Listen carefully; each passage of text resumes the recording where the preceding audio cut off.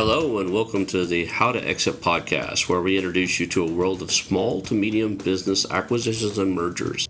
We interview business owners, industry leaders, authors, mentors, and other influencers with the sole intent to share with you what it looks like to buy or sell a business. Let's get rolling. Today I'm here with Scotty. Scotty is an author, a founder of a business he's actually went through the acquisition or the liquidation process of, and you founded that business from the very start all the way through to a successful exit. So we'll talk about that. You're also the author of a book, and it looks like a coaching system around helping people repeat your success. So I always like to start off, Scotty, with kind of tell us your background, a little bit about yourself. Start anywhere you want. Don't start if you have a painful childhood. I won't dig there, right? But just tell us about who is Scotty and why, what is there cool to know about you? Thanks for the introduction. And great to be here, by the way. It is 6:30 in the morning over here, so I'm sort of sipping my coffee at the same time. So I hope you don't mind, Ron. No, that's quite all right. Hey, look, I started from a pretty ordinary background. Not that that's any advantage or disadvantage; it's just a fact, right? But anyway, long story short was after 10 years in the sales business, I was in the insurance. I worked for an American insurance company. And after 10 years of that, I decided to have a go on my own and start my own company. So, I just went out and had a go. And all of a sudden, 20 years later, the overnight success was there. And I'd had 2 successful exits out of that because there was the first exit. And I promised to stay along. We did a second exit. I got a nice bonus. And then I didn't like the third. After that, the third chapter, which was the new owners, I didn't like them. So I got out.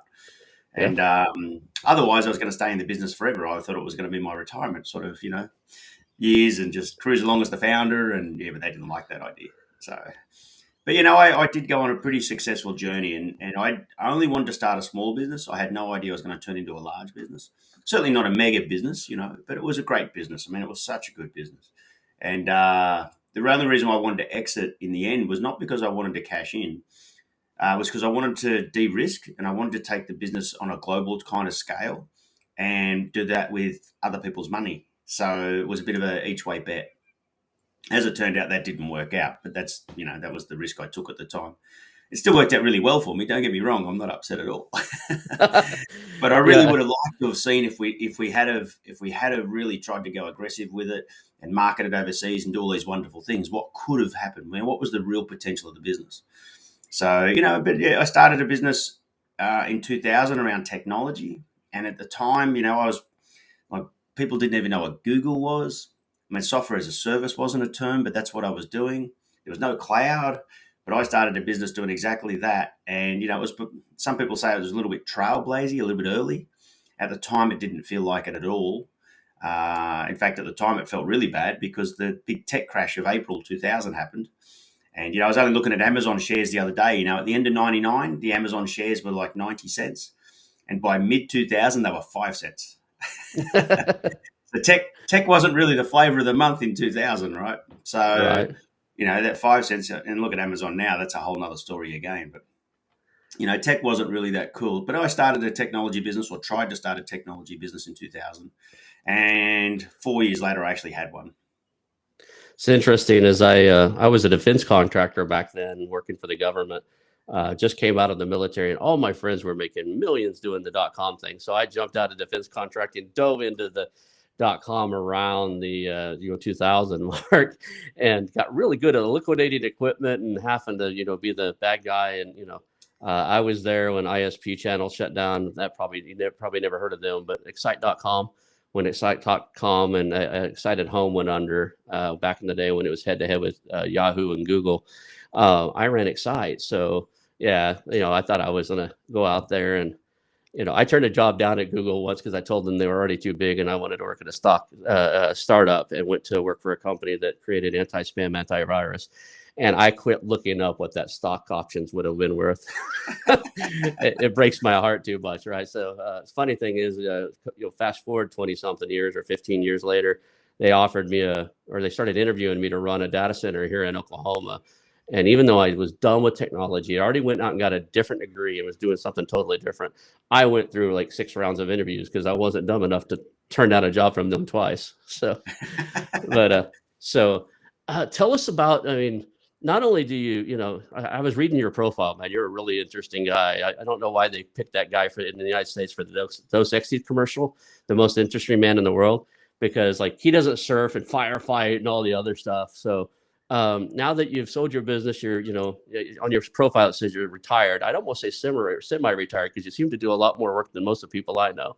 So, Well, yeah, well, I've got a problem, right? I've got ADHD, and I sit here right now and I'm fiddling with things as we right. talk, right? So I'm hyperactive. I always have been. And I actually, a friend asked me the other day, are you ever really going to stop working? Ever really going to retire?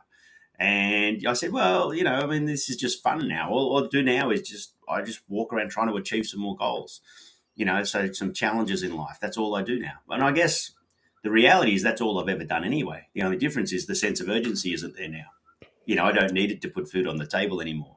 It's just now doing it for fun and doing it for the challenge and, setting some goals. So, it's a completely different thing. And don't get me wrong, if the surf was good every day, we wouldn't be talking. I lived in Hawaii for about almost 3.5 years in the Air Force, and I tried to go surfing once. I'll give you the short version of it. When the lifeguard screams, "No, Holly boy, no!" You're doing something wrong. And I woke up on the beach with what I thought was a 300-pound Simone guy about to give me mouth to mouth, and I was like, "No, no!"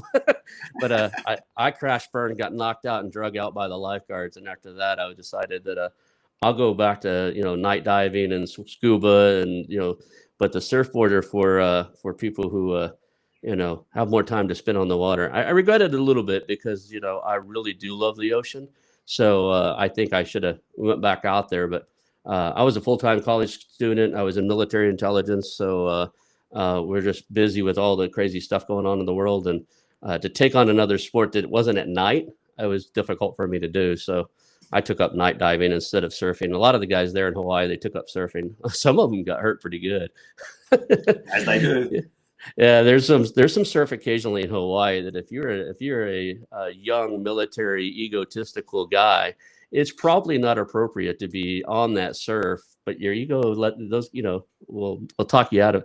I started off on one of those, what do you call them, boogie boards or whatever, in a Yeah. beach called Sandy Beach in 6 foot waves. So yeah, somehow I ended up on the backside of the wave and thought I was doing good because I was still moving forward. And that's when the lifeguard yelled, "No, no, Ollie, boy, no!" Then the wave crashes, and I'm kind of in the midair and just like belly flopped onto the sand. Another wave crashes on my head.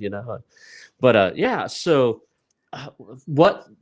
I get it. You're in Australia, right? And you're around the ocean. How do you make the gap from surfer by day and a founder entrepreneur by night? Is that a lot? Is that common? I mean, I guess in some other sports you're the high achiever anyway in the sports field. So I see you do some Yeah. Look, competitions and stuff. is it common? I don't know. A lot of good sports people aren't very good at business, even though they should be, right? Um, they know discipline, they know grit, they know determination, but it's completely different in business. It's a completely Hmm. different animal. Mindset, yes, I can get motivated by the Olympians that win gold. It's awesome. But unfortunately, they don't get the business acumen. And, because they've always, had that grit and determination. And half the problem is they don't get given an agenda, or sorry, they get given an agenda. They get told when they're competing, and they get told when they need to peak. They get told what's happening this year, next year. The Olympics are 4 years away. They get given all that stuff. Well, in business, you've got to make your own season. You've got to make your own agenda. And it's really hard to do that transition. And, I was probably lucky I didn't make it as a professional surfer. Did I get to the top of the amateur level? Yeah. But did I get to the next level? No. And probably lucky for me, I didn't, which is really weird because I would have loved to have been a professional surfer. Who wouldn't want to travel the world just surfing? But I was actually lucky I failed at that because it meant I had to then start thinking about other jobs and other careers. And in the end of the day, I was blessed. And but I have achieved a lot at the amateur level, so I was still okay. But the reality is, I also didn't surf for almost 10 years. So during my 20s, all I did was work, and it was when you talk about entrepreneur and lifestyle. So when I left the insurance business, it was because I didn't have that balance in life, and I thought building a business would give me that balance. That's what I thought. Well, it did. Now, the reality is most people don't get that, whereas it did for me. I had a few rules that I needed to live by, and that is what gave me the balance. So I really wanted to use the business judo and the time duplication. Those things I'd learned during the 90s from the insurance business. The American insurance company had great systems. And I said, well, I want to start a business just run around systems. And it took me a while, but that's what created the lifestyle for me. And I started surfing again because I could, you know. So one of the questions I love to ask is like, if you had started over, what would you wish you'd known? Like, what do you know now that you wish you'd have known on day one? You're starting this, ReNet, your software as a service, real estate, property management software is what it sounds like to me. Yeah. But what do you know now that it would have been really useful to know on day one of that business? That it was going to work. I don't know. A lot of times, I think there's this blind, not how do you call it? Not knowing any better that drives a lot of entrepreneurs, right? I've met a lot of entrepreneurs. I've interviewed a lot of entrepreneurs, and one of the things they say is, "Man, if I didn't know how difficult it would have been, I'd have never started. Or if I didn't know how regulated this industry was, I'd have done something else." But they just didn't know, and they jumped into it and they bulldozed their way through it. You know. I guess that would be the opposite. If you knew this would work and you knew you could exit, you could have taken a little extra risk, right? Yeah, and I started. So I took 6 attempts to start a business in 2 years. So I started doing. I started doing a medical website at the start of 2000. That lasted only a few months. The partnership just was not working. I mean, not going into it. It just didn't work. It was actually a good little business model. I thought, wow, that was a cool business model. And then I started doing local portals, and then I started doing computer networking, peer-to-peer networking. And I was trying to find ways to start a business in tech. And that didn't work the first year. I was doing some websites, learning how to do websites, which at the turn of the century was pretty serious technology, right? A website. Right. And they were really just brochures online, as we know. But at the end of the day, someone to have a website at the turn of the century was big news. So anyway, after that, I decided it wasn't working. I started looking for jobs again. And at the start of 2000, I started applying for work.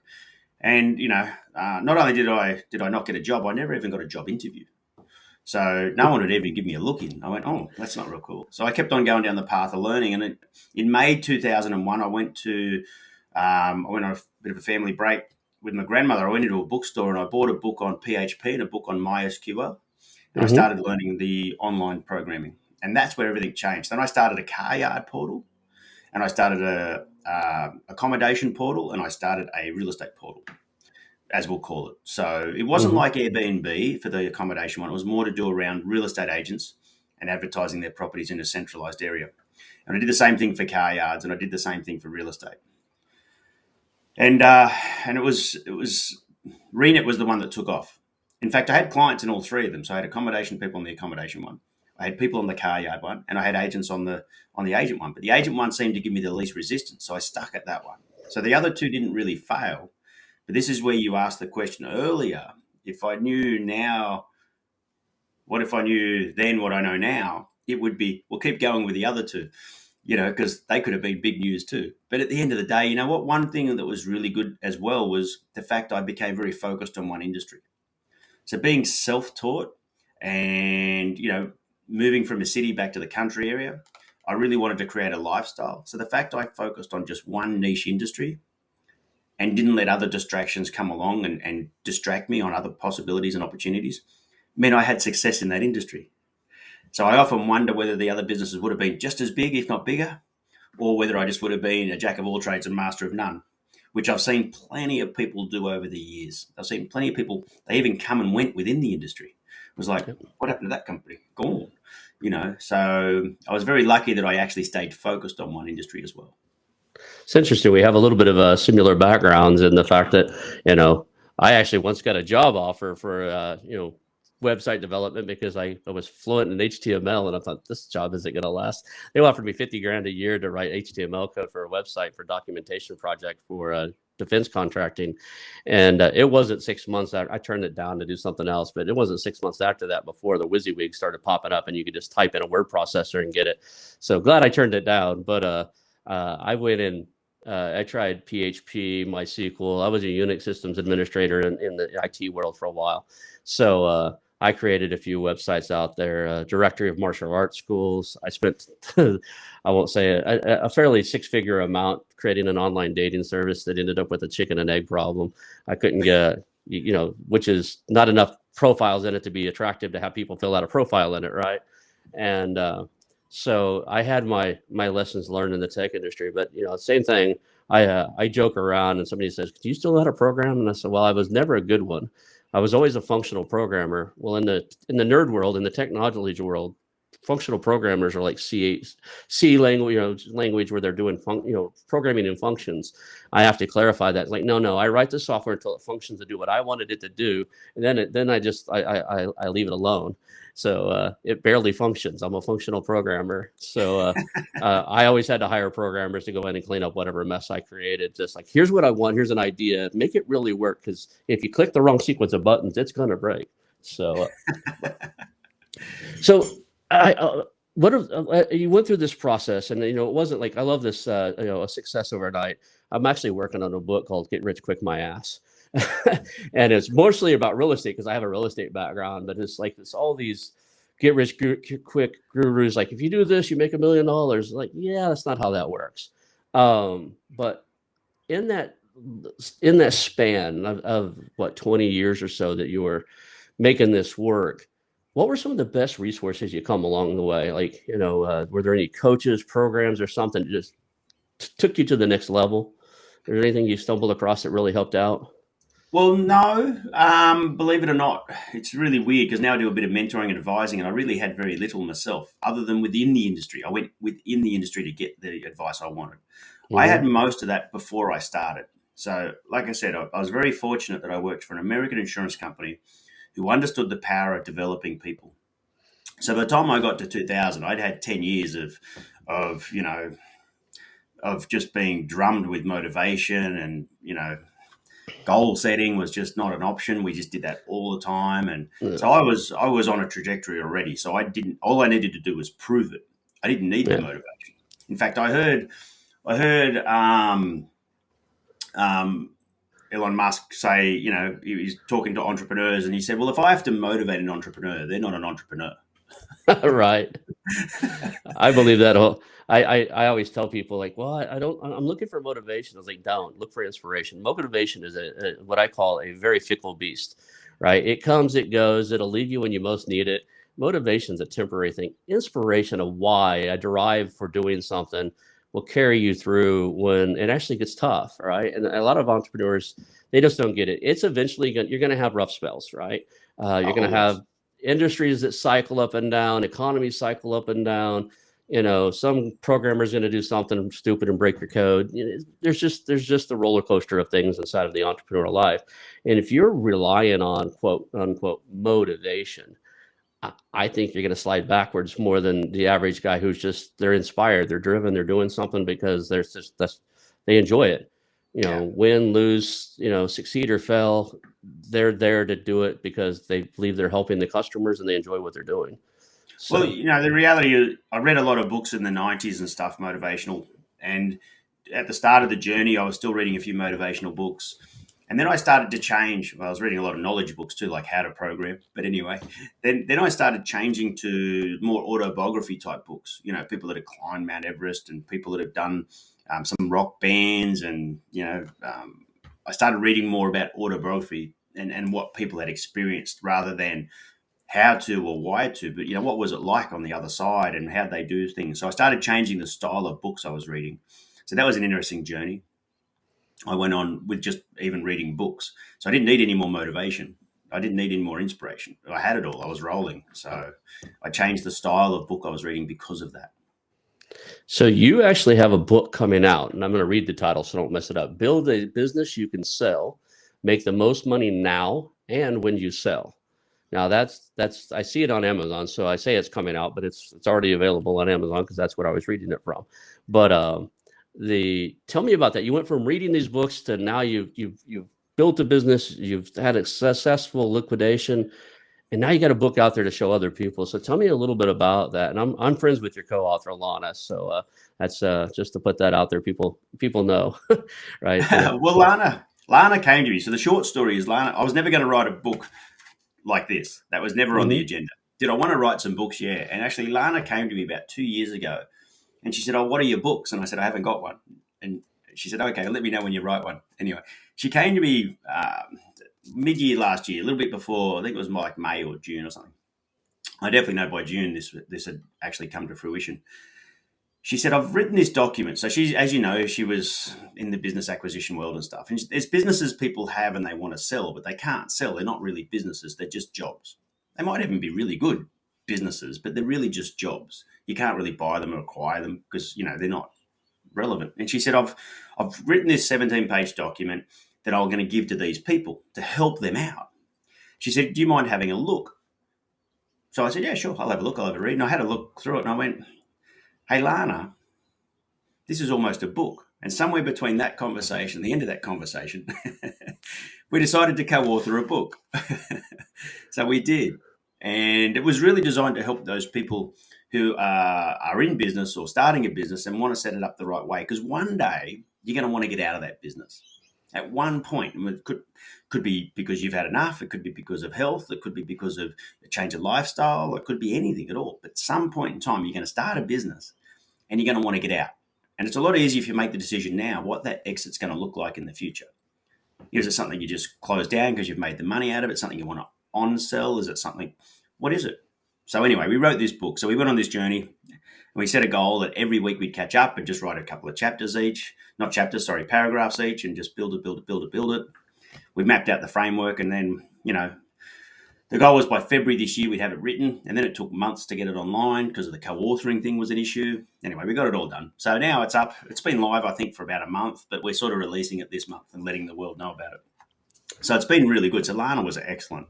And she comes from her side of an investor side of things, and I come from someone who's actually been through the process twice and just different perspectives. So it's really good. But the part I like, or the irony is, I've always promoted build a business you can keep. If it's not a business you want to keep, it's probably not going to be worth much for someone else either, right? So build a business you'd want to keep. And that's why the second tagline was to make the most money now and when you sell. It's interesting. As somebody asked me the other day, so I'm in acquisitions and mergers too. And speaking to your point, a lot of people have businesses or jobs. I got a guy right now who's trying to sell me a pest control company, and it's him and one part-time guy and a customer list.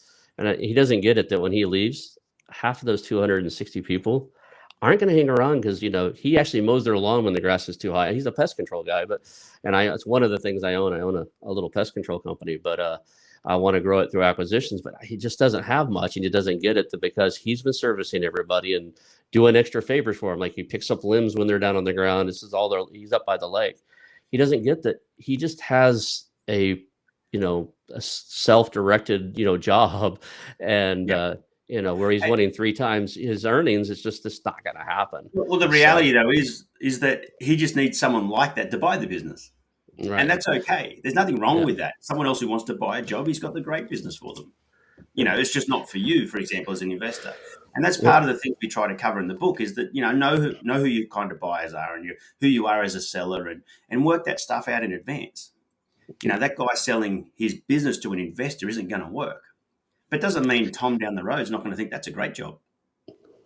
Right. And I'm looking at it because I was like, I bought the pest control in the first place to give relatives a job, right? I have some, a cousin and an uncle who were getting retired from one because the owner was retiring, and they taught me into buying it. So I still might take a stab at it just to give them more clients.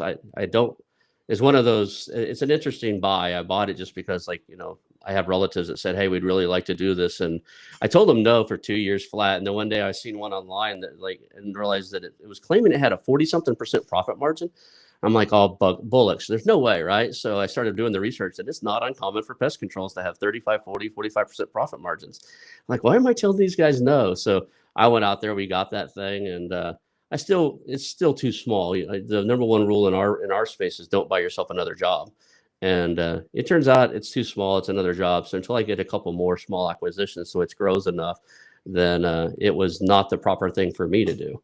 But uh, that said, a lot of business owners come across that, and one of them asked me the other day, "I want your opinion on this," because he asked me, says, if my goal is to sell this, what should I be building? I said, build a business that doesn't need you to run, and you absolutely love being there, that you're going to hate to sell, because if you love it, that's going to come across in your conversation with the investor. And if it doesn't need you to run, he's not going to ask you to hang around for 5 years because you've already got that problem solved. That's what I'm looking for when when I'm looking for something. I'm looking, does it run itself? Like how many weeks a month can you take off without it crashing and burning, right?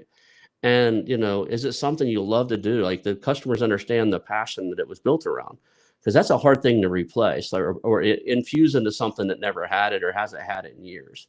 So what's your gut on that? Oh, it's true. I mean, if you can't be redundant in your own business, the business is relying on you. So you've got to build in your redundancy. In fact, it's an interesting thing, and I tried to teach staff the same thing. I valued them more when they were less dependent on in the business, when they had the ability to be able to create systems themselves. That meant I didn't have to rely upon them, or didn't have to depend upon them, or if they could make themselves redundant too with systems or processes or teams or whatever, that meant I valued them even more. But most people as an employee struggle with that because they want to build independency in their job. So whereas I myself had that motto, and it was really hard to get employees to get to that next level. So, they all wanted that, oh, but, this is my job, I'm going, but I really want you to be the next level. And it was hard to do that, but certainly for myself. I mean, I spent, in 2008, I spent 6 months in a caravan just traveling around Australia while the business was growing. That was me testing the business. Is the business going to run with or without me?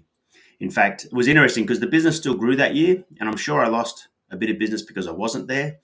But the business grew exponentially because of the belief that people had in themselves. Because I just let them run it. I just went on the road and we spoke. I was remote, but I just let them run the business. I did the same thing in 2010 when I went to Bali. I did the same thing in 2012 when I went to America. The business could run, and the people were empowered because they got given that opportunity to grow themselves. That's interesting. I was just listening to an audio book, and I listened to so many, so I'm not exactly sure which one it was, but it was talking about building a business to sell, or in that same, and there was a conversation about it, and maybe it's just a podcast, but the person was talking about the way to test it is sit down right now, schedule a 1 week vacation, at least 1 week to 10 days, 45 days out, right? And tell your team that's doing it, ask what's going to break when you're going to, and once you get done with that one, do it again. Every 30 days, take 1 week off. And then once you get to where there's no problems, take 2 weeks off. And within a year, the way he had it set up, within a year, you're only going into the office about 1 week out of the month. And that's when it's up, running, doesn't need you. And he says, the funny thing is most of the entrepreneurs that actually do this tell me their business, they're a little shocked and a little bit insulted that business runs better without them, right? It grows faster without them. They landed customers he never thought they would land because, he wasn't there to slow them down, right? Yeah. Or to questioning, we probably shouldn't be going to, that customer, they're too big. Let's focus over here. That he let them run. So I can get that. You talked about in this last little segment where you're talking about teaching and stuff. Tell us a little bit about what system was it, 1357, or you just say 1357, or how do you? Yeah. Well, it's 1357. Okay. So what I did was in 2018, after I'd exited and I was retired, I was doing nothing. I was sleeping until like 9:30 in the morning going, wow, I've got this business hangover. I'm just sleeping in every day. And I had nothing else to do, right? So I was like, just sleep. There was no pressure. Everything was gone. And but I was lying in bed one day and I went, wow, I actually pulled that off. So the things I wanted to do in 1999 and the things I tried to implement in 2000, 2001 and so on into a business, I actually, not only did I manage to achieve it, I actually went the full cycle and got the full exits as well. I went, wow, you mean to say I really achieved that? And I thought, so my terms at the time in 2000 was business judo, time duplication, and those two business fundamentals or systems I had to have in the business. So we talk about time duplication, just one of those things. So this is what I teach people now. And it's not because of what I read in a book. It's not because of, something I thought about now in reflection. I had these systems that were non-negotiable about starting the business. And that's why it took 6 goes, because I had to have these things work. So, like, time duplication is the one thing every successful person understands. So they duplicate themselves, they duplicate their products, and they duplicate their money. Now, most people struggle to get one of those three, but if you can get all three, so if you can duplicate yourself, duplicate your products, and duplicate your money, you've got all the success you ever want. I'm not saying that's easy, but most people struggle to do any of them. But if you can do all three, you've got everything you want out of life. And that was the thing with the company. So the reason why I made myself redundant was because I needed to duplicate myself. The reason why I chose technology is because I could write code and reuse it. And when I started making money, I bought investments. So money, every night I was making more money asleep than I was awake. Didn't start like that though. So Yeah. over that journey, they were non-negotiables. Business judo was another one. The business of thirds was another one. So was the rule of 100. I mean, I learned that because of building up sales teams in the 90s, but I understood the system. And then there was sugar and cream. So now I just teach people those same things. And I've wrapped it around a 1, 3, 5, and 7. So those 5 that I just gave you then were the 5 business solutions. The 1 is about the people. The 3 is about the conditions, actions, and needs. And you need to know those in business before you get to the business solutions. And the 7 is the 7 ways to manage time, which is the last thing most people think of, but it's the one thing everyone wants more of, is time. So I have a system that I use to create time and manage time. And I wrap it around a success triangle. So the balance of leadership, sales, and business development. And if you can crack that, if you can even crack half of that system and get that right, you'll have an exponential amount of success. It's just going to happen. Interesting. I get the concept about duplicating yourself, right? Training people, delegation and stuff. And I certainly get the aspect of, duplicating your money. I'm an avid real estate investor. And, now I'm investing into businesses, but time, like everybody's taught that you only have a finite amount of time, right? Anytime somebody talks about time management, I remember my father, right? My father, one day Dad said, I need you to do this and this before you go. He owned a painting company and he needed me to pick up some supplies before I went to the job site. I was like, Dad, I don't have time for that. I got, I thought it was wrestling practice or something. And, Dad did the same thing that Dad always did, not hard. And it doesn't sound abusive, but he'd pop me in the back of the head a little bit, the little, hey, he said, time's not had, it's made, and you'll make time to do anything you're really interested in it. And if I tell you to do something, you should probably be really interested in it. And he'd walk off, because then I knew if I didn't do what he said, I was in trouble, right? He's like, when he says you probably should be interested in something, it's like, son, do this, or you're gonna have one, right? We're gonna have a talk. And but that stuck with me. So when somebody says like time management, and then you hear people talk about time only being finite, could you go a little deeper in that without giving the secret sauce, right? I want people to go check you out and check out your program, but what are like the high level ways of managing time? Well, that gets into the 7 though. That's the 7 unique ways of managing time. But if we go into time duplication, how do you work smarter rather than harder? How do you achieve twice as much in half the time? I mean, how do you do that? In fact, I often say I worked till I was 70. I just did it in half the time. Pretty simple stuff. And I did that through duplication. I did that through duplication of every single thing. And I was very smart about what I did. And in hindsight, look, I thought everyone was doing it. I didn't realize that not everyone does this stuff. And then now that I'm out here in the world trying to tell people about it, I realized that people go, oh, okay, I haven't heard it like that before. And I can do that. But the thing is with time duplication or any of those things, it's, look, the 1,440 minutes we get a day is a constant. Nobody can buy any more of it or any less of it. It's going to happen whether you or I like it or not. It's a constant. So your ability to be able to tap into the effective use of time is the difference between the ordinary and the successful. That's how they do it. But mostly it's a mindset. It's not the 1,440 minutes a day. It's not the 7 days a week or the 365 days a year. We've all got exactly the same amount. But it's the mindset around that. It's that, well, okay, how do I now leverage on that so I can work smarter? How can I do twice as much in half the time? Now, I can't tell you what you do in your business, in a pest control business or some other builder or someone in a cafe, but I can tell you they can all duplicate time. They can all do it. They can all put systems in their business to duplicate themselves. They can all put systems in their business to duplicate their products. And when they start making some money, they can put that into somewhere else to make even more money. They can all do it. But it's a mindset thing. You've got to want to do it. It's interesting is what a lot of times when my calendar gets too full, I look at it and go, what items on this calendar should I not be doing? And I should be paying for somebody else to do. And that somebody, and often that somebody would do it much better than I would do it anyway, right? It just happens to be on my calendar because somebody asked me to do it and I said yes, or I thought it needed to be done. So I put some time on the calendar when more often than not, I'm probably not the exact person who's best in the planet to do it. So is that a little bit of what you're talking about? Is that there's a lot of cases Well, a little where bit. there's, yeah. Let me give another example of it. So, we've all heard of single-use plastics. Mm-hmm. But what about single-use of time?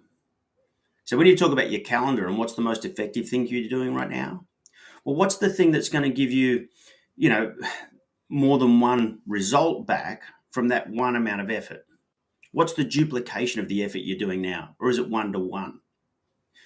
So right now we're doing something right now that's one-to-one, but it's not. It's going to go live. It's going to be seen by 10, 50, or 100 people. And it's also going to live for a long time as well. So this is a form of duplication. It's not just you and I having a chat. This is a form of duplication. Hey, the book's a form of duplication. We've done the effort once. And for the next 10 years, Lana and I might make a couple of bucks out of it. It's a form of time duplication. If you can do more and more of these with your products, whatever it is. So that's the thing. What's the one to many as opposed to one to one? It's that sort of mindset. And if you've got to pick 10 things you're going to do this week, what are the 10 things that are going to still pay you next year? What are the 10 things that are going to save you time next week, as opposed to trying to do the one-to-one things? Now, sometimes you have to, okay, but I'm not talking about that you have to. It's, well, what are the things I'm doing that are going to still keep paying me next year? What are the things I'm doing that are going to save me more time next week? That's the duplication mindset. It's interesting because I'm a big fan of that multiple outcome conversations, right? Starting a conversation with no set outcome other than I want to work with the guy or I want to hear what they're up to. And then during the conversation, multiple outcomes are available. And the same way with this, right? We're doing this on video. It'll go out to all the podcast channels, right? I'll actually transcribe it at some point when I fire up a blog. The content will be on there, right? I'll actually send you a link to it. You'll be able to take the transcripts, the video, do anything you want to with it, right? So I give all my guests full access. So that gets to live in all kinds of realms. I never thought about it. And now that you put this, it's kind of enlightened me. Is like I see where I'm doing that in some areas, and now I look at it and go, okay, where else? And like the reason I love real estate and the reason I look for things like the pest control company is you get a customer, and they pretty much need you, regularly. If there's an area that's prone to say ants or whatever, you're not going to permanently destroy them, right? They're going to move back in. You're going to kill the current nest, but that's just something that's going to come back. So I like anything that's recurring. So I land a customer, I treat them well, and they're my customer, hopefully for years. So I get that. So yeah, I think I see where that applies to all kinds of areas. Let me give another example. So one of the things with the software when I wrote it, because I was a self-taught programmer, and as a salesperson, I understood the sales process. So in the real estate industry, I just had this ability to be able to think like a real estate agent, even though I'd never sold real estate software. Even though I'd never sold real estate. So my motto was, if they put 2 minutes into the software, I'll show them how they get 100 minutes for free. So not only did I have time duplication as a motto for me, I gave them time duplication as a motto of the product. So, but every time we wrote code, so when staff would say, this is a really good idea, I go, okay, so you've created a button. So what? What's it do? What's the 100 minutes a real estate agent's now going to get for free because they tick a button? And then if they can get 100 minutes for free, then it's a good button. It's a good form. It's a good process. Whatever it is, it's good because the agents themselves will save their 100 minutes. So it's time duplication in the way the product worked, the way clients interacted with everything. So like I said, time duplication is not something I'm trying to teach you now because of something I think is really cool. No. This was a foundation layer for me in 1999. I just had to work out how to make it work in business. And it took 4 years, and then I had a business. And then it was just on top, on top, on top, on top, on top, on top, on top, and boom. It's interesting because a lot of the acquisition targets we look at, what they're missing are systems and processes, right? That's what we can come in and improve, right? Yeah. Or they're missing, broadening their marketing into digital or whatever. But most of the time, they built a business, what I call organically, like they fixed whatever was broke directly in front of them, but they didn't do what you did and start with systems and processes from day one. So, as a mergers and acquisitions guy, that's an easy target for us, right? Because I can bring in guys that are experts in systemizing things, making them repeatable, making them scalable, to where, that's easier for me in my world, I think, than bringing in somebody who has the heart and passion, or has even just like, I think it's easier to find the guys that can systemize things, organize them, and get them done than to get a group of creatives to work on the same project, right? That's tougher. So you know, I really like where that conversation took us, because it's enlightening for me. I think it's going to be enlightening for all the audience members. We're at 40 minutes, and I normally wrap this up about 45 or so. So one of the questions I like to ask is, like, out of everything we spoke about, and I've asked you, what area should we have covered, right? What did I miss? There's something out there like, man, we should really talk about this if we're going to help business owners, create a business that they can scale and eventually like sell. Is there some area that we should be like talking about? Well, the reality is we could talk for about 10 hours, if not 10 weeks. So there's so many things that we didn't cover. That's just the reality of it. There's so many things. I mean, one of the things, if I had to give a tip to any entrepreneur, is the sales is the front line of your business. Get good at your sales systems. Get good at that, because that's the lifeblood of your business. So learn how to do presentations and close deals and get paid.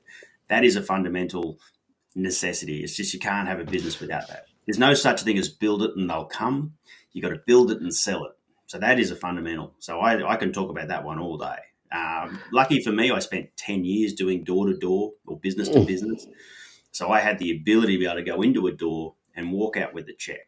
So that was one of the things that made a difference between me and a programmer who actually knew what to program. I could go out and make things work as a programmer, and I learned how to get better. And then I paid people that were better than me to be better than me. But I had the ability to go and get paid. And that was one of the biggest differences in business. So if you're in business and you're thinking about, what next? Look, if you can't write down your sales process, or you can't write down your sales system in a map, well, you don't have one. You need to do in programming terms, your if else.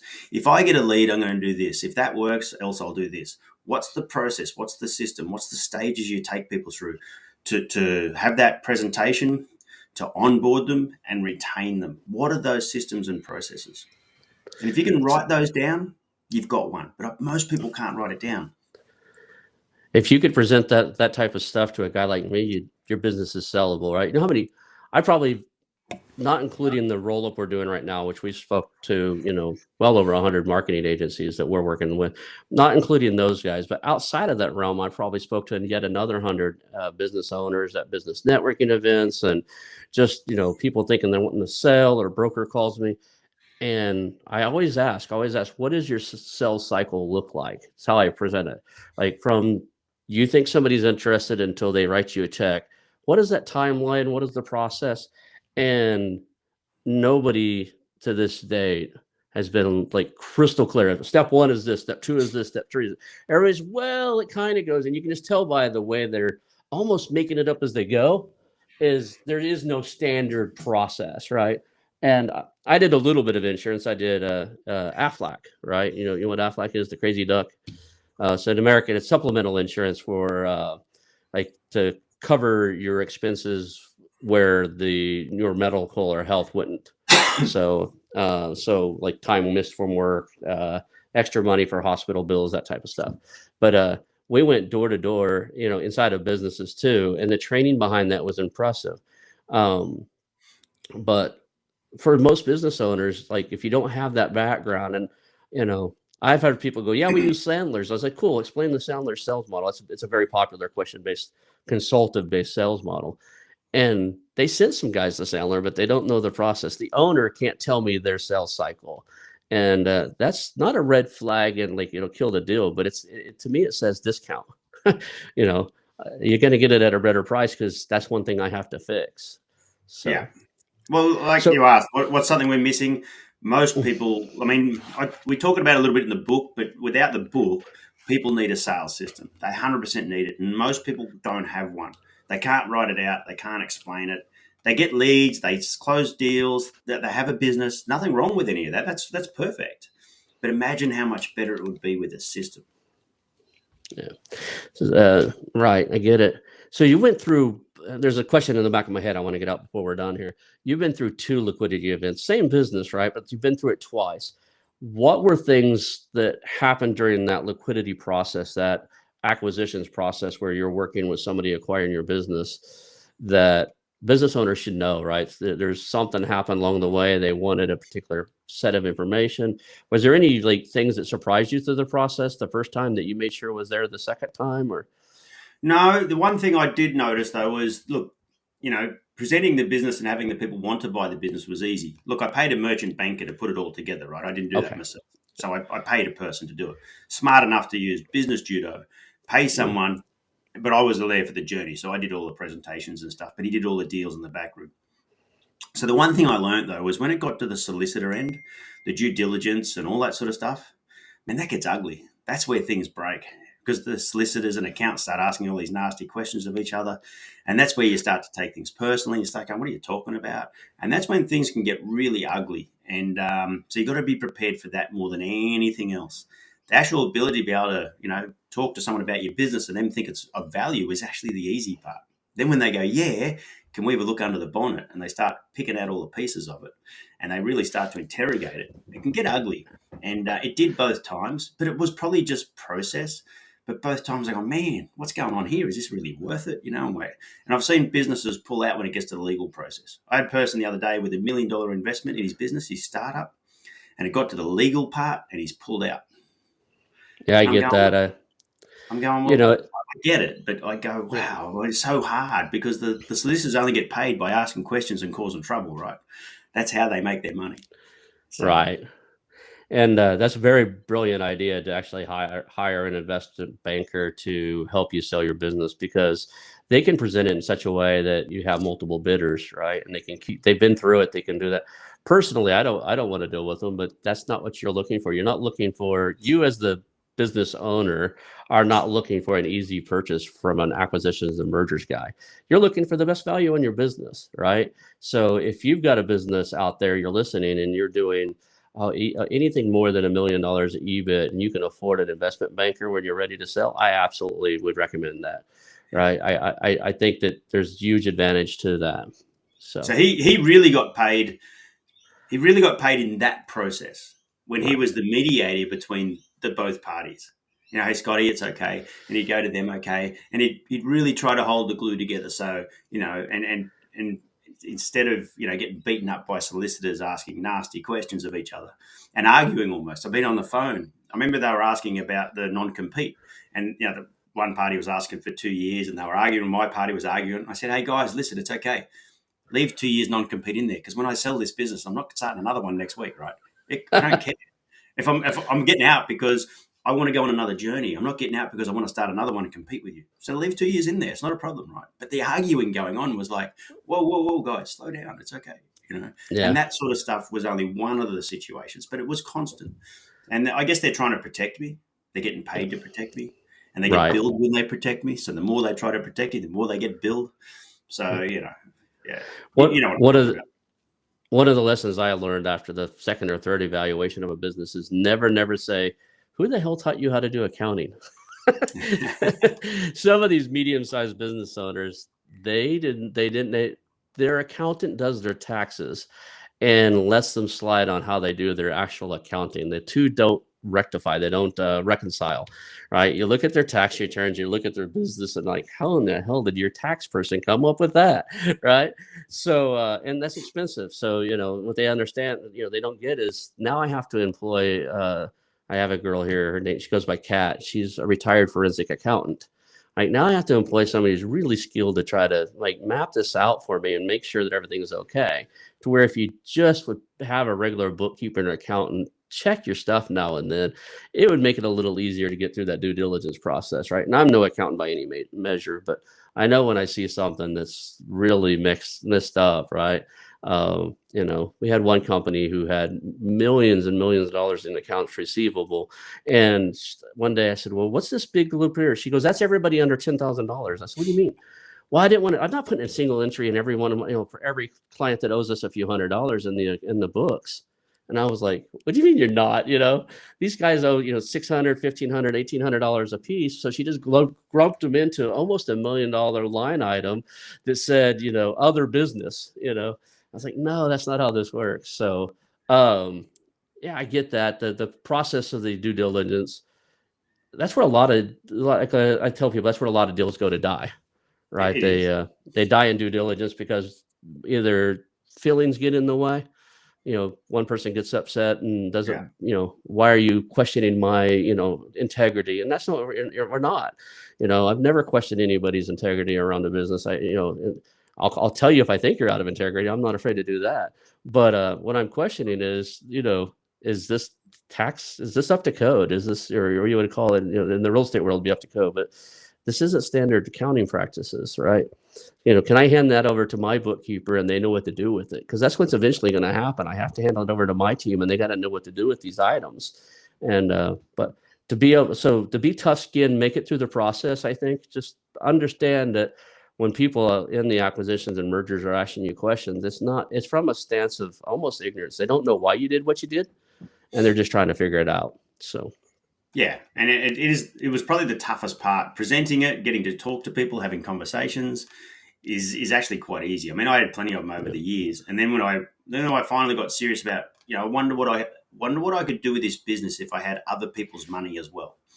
That's the journey I went on in 2014, and I thought, with other people's money, man, I could go to America, I could do all sorts of things and have no risk and all fun. I've had my chapter. Let's see what else happens, and yeah, so when I got to due diligence, though, it really changed everything. I mean, it was fine. I was comfortable with it all. It was all there. But just the argy-bargy was a little bit like, whoa. I can imagine most people would fail in this part of it. Most people would get emotionally, and just give up too hard. So, well, Scotty, we're coming up to the top of the hour here, and I want to make sure people know how to get a hold of you. So what's the best way if somebody wants to learn more about what you do, learn about your book, learn about that 1357, the system? What's the best way for them to get more information? Well, the obviously LinkedIn, I post on there because it's a business platform. I enjoy the business stimulation. So they can follow me on LinkedIn just under my name, Scotty Schindler. Yep, that's the one. The other option, of course, is to go to System 1357. You can Google it. It's the only System 1357 in the world. So, which is pretty cool. So there's no one else doing it, which is good. And then you can go there and you can log in. There's a bunch of free videos. There's courses you can buy if you want to, but there's a bunch of free stuff in there because I openly share a lot of free stuff. I get paid now to do a bit of consulting. I don't need to get paid for every time someone watches a video. So people log in every day and watch some videos, which is great, And but the reality is, when someone asks me, I'll just leave with this thought, right? So this is more about business than anything else. When someone asks me, should I start a business? My answer is always yes, because the best thing about being in business and the best thing about being an entrepreneur is that you get paid what you're worth. That's the bottom line. Right. So if you're worth it, and you can prove it, you will get paid it. And that's why I love business. Got it. Well, I appreciate your time today. Is there any, that was a great wrap up. Is there anything else you want to add before we call it the end of the show? That'll do for today. All right. Well, I enjoy living. And the book, if they want to, it's on Amazon. Yeah, definitely the book. I should have put a link up for that. So what I'll do before I send this out via all the posts is in the description. I'll have a link directly to the book on Amazon for you guys, so they know how to click on there. And then you are actually having a LinkedIn. Is it still going on tomorrow? A LinkedIn Yeah, book it's still launch? going on tomorrow. We're having Lana and I are getting together and doing a LinkedIn Live, which is going to be new for me. So we'll see how I manage with that. Okay. We're going to do a LinkedIn Live instead of a Zoom call. They're just going to have a general chat for whatever it takes and answer questions that might come in live and have a bit of fun with that tomorrow. So Cool. So if you're hearing this and you want to join in on that, I'll put his contact information back up. Follow him on LinkedIn. There's a LinkedIn Live happening tomorrow. They're going to answer questions about the book, and you'll be able to get to know. Meanwhile, I keep looking forward to your post of the beautiful oceans, and I see a lot of your motivational posts. And there's always an ocean scene nearby or something. And I'm landlocked now. I live in Oklahoma. We have lots of lakes, but I miss living in Hawaii, living in California, and being around the water. So I tell my wife we need to go back every year because that's where I recharge. I tease her, tell her it's because I'm a Pisces, but that's BS, right? I just love the ocean. It's a peaceful recharge for me. So, but I look forward to that. I look forward to staying connected with you online. And if you ever need anything from me whatsoever, reach out. And if I can do it, I'll find a way. Or if I know somebody that can, I'll help you out. All right. no worries, mate.